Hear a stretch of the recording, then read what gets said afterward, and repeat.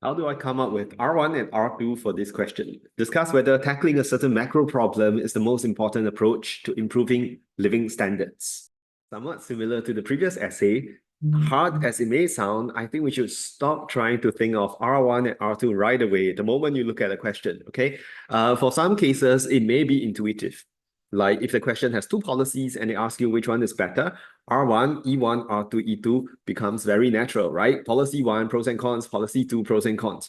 But in other cases, avoid thinking of R1, R2, but go back to DBS. In my previous video, I mentioned the dartboard, which is the outcome. How do you split this outcome? So what I'll normally tell my students is that if the outcome is living standards, think of GDV. GDV sounds like short form for Golden Village, means you have to first consider the impact on GDP. The moment GDP changes, you can link it to material standards, right? Assuming population is unchanged, real GDP per capita is either going to rise or fall. You can also link it to non-material standards. If GDP goes up, government collects more tax revenue, you can spend more on health and education, thus improving non-material standards. And if, let's say, GDP rises, but it comes together with higher inflation, material standards worsen because real purchasing power goes down. So G means that when you assess living standards, a large part of the answer is still centered on AD and AS analysis. Okay, that's for impact of event on living standards. Second, D.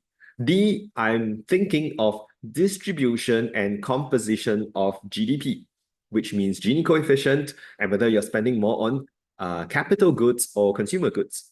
These can have implications on material standards for a specific group, even non-material standards if, let's say, income disparity widens and you have a disharmony in society, okay? When you talk about capital and consumer goods, we can extrapolate that to future versus current material standards. So that is D. Finally, V, I'm thinking of victims/beneficiaries.